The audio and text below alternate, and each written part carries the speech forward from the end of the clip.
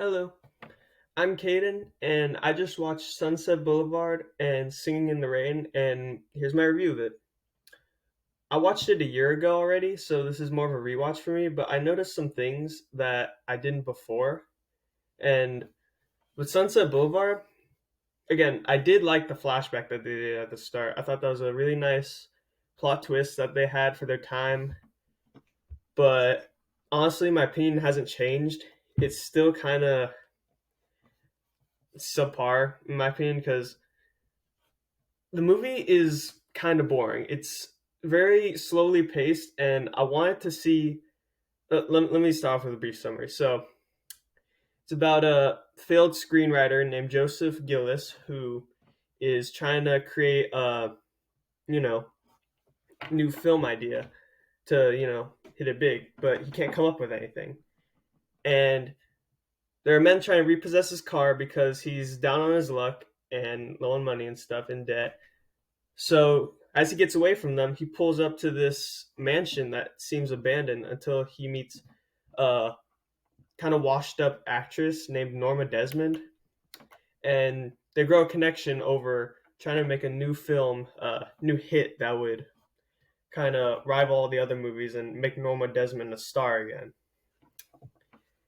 And it shows kind of less about the making of the film and more of building the connection with Norma and Joseph, the screenwriter, which was probably as intended. It did have good plot twists, like the flashback, and I like the car chase. That was good action. There was a dead monkey in it, and they had a funeral for it. I did not know what that symbolized. Maybe it was foreshadowing for what was to come later. I did like the plot twist, though, of how the butler was her first husband because it shows that this has happened before. She's doing it again, except with Joseph this time. And I didn't like how they villainized Norma. That's a theme I'll go back on. How they villainized her, but it kind of makes sense because she was crazy. She had like some mental issues. She was being led to thinking she was a star this whole time, but she never made it. Some other things to note would be, oh, I thought it was ironic how both of them hated the new talkies that they were called for synchronized sound in films, and yet the film was in synchronous sound. I thought that was a really cool joke that they made in it. I like the setting, LA in the 1950s. It kind of felt like it was within its time. It had themes such as love, fame, crushed dreams for both of them. For Joseph not being able to write anything big in a while, and Norma not being able to hit the pictures again anymore. She never was able to, actually, which is kind of sad. And finally, the ending was pretty dramatic, but honestly, it just made me not like her character more because I feel like she was grooming him a bit or something. I don't know. And she kills him on the spot and just goes down this mental spiral. So there's that. But overall, this movie I would give 4 out of 10. It's not bad. It's just not my type of movie. Anyways, now for Singing in the Rain, I actually did enjoy this for my first time watching it and second time. It had great musical, great choreography. I liked the characters. There were more characters. That's what I didn't like about the first movie. There was kind of only like three. And it kind of had the same themes as the first one, but different. It's like an opposite parallel.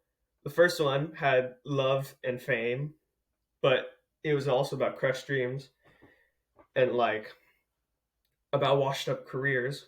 While the other one is in the midst of hitting it big. It's about the showtime during when it was huge, about huge celebrities. Excuse me. About the main guy, Don Lockwood, very famous actor, and Miss Lamont. Uh, oh yeah, the other lady was Kathy. They're all actors, and they're also kind of down on their luck. They're trying to make a film that would hit the big screen that would wow the audience, because they can't compete with the talkies like the first movie. They need to come up with something better. So the movie kind of goes over that, how they would create that, except it has another conflict with, like in the first movie, kind of they kind of made the women crazy in these movies, which I thought kind of sucked. They villainized the women, except it wasn't as bad in this movie. It's just about a beautiful actor who had a terrible voice, and they wanted to change something about it. Except she had a problem with it because it was like taking her fame. The romance in this kind of felt rushed between Dawn and Kathy.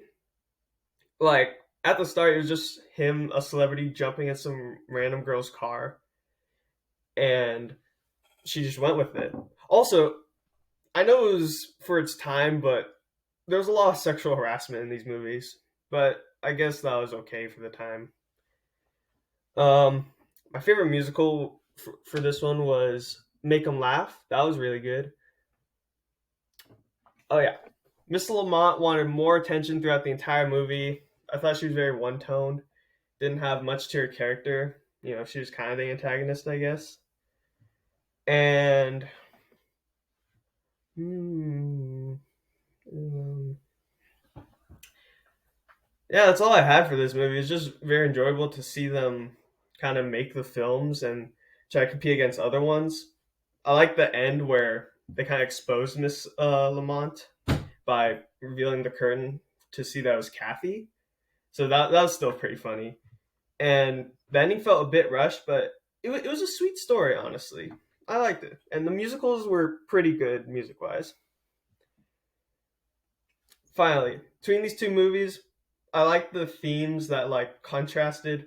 One is about, like I said before, hitting it big, and the other one is what happens post that time, like after your career ends. You're trying to make it big again, but the audience just isn't buying, you know. And yeah, that was my review. 4 out of 10 for Sunset Boulevard. 7 out of 10 for Singing in the Rain. I think they both work good in their respective colors, like black and white for Sunset Boulevard and color for Singing in the Rain. But nothing much to say about them overall. Thank you for watching.